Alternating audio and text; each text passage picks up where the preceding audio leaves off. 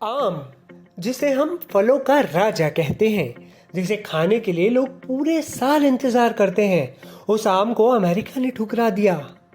हाँ, आपने सही सुना। अमेरिका ने भारत से भेजे गए आमों से भरे 15 शिपमेंट्स को लेने से इनकार कर दिया।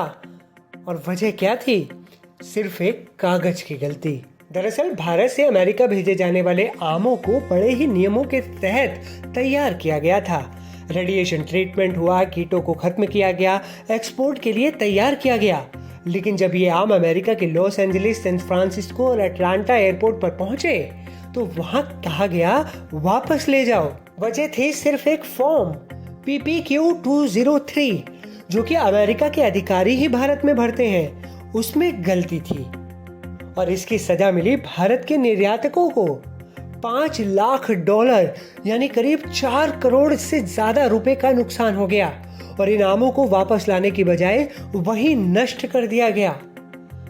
मतलब कोई खा भी नहीं पाया और करोड़ों रुपए की चपत भी भारतीय एक्सपोर्टर्स को लग गई। इंडियन एक्सपोर्टर्स की माने तो गलती उनकी थी ही नहीं। उन्होंने कहा हमने सब ठीक किया, फिर भी हमारी मेहनत की सजा क्यों? सवाल उठता है, अगर रेडिएशन सेंटर की लापरवाही थी तो जिम्मेदार कौन है और क्या कोई इसकी भरपाई करेगा? अब सोचिए, जिस देश को हम सबसे ज्यादा आम भेजते हैं, वही अगर हमारे फलों के राजा को ठुकरा दे, वो भी एक पेपर की गलती के चलते, तो क्या ये सिर्फ व्यापार का नुकसान है या फिर एक अमेरिकी सिस्टम की नाकामी?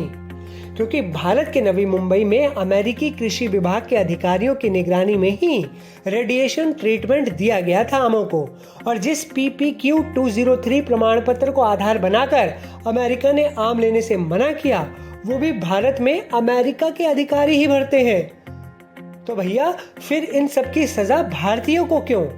इसका दंड तो अमेरिकी अधिकारियों को भरना चाहिए। आप क्या सोचते हैं, क्या अमेरिका को इन आमों को ठुकराना चाहिए था?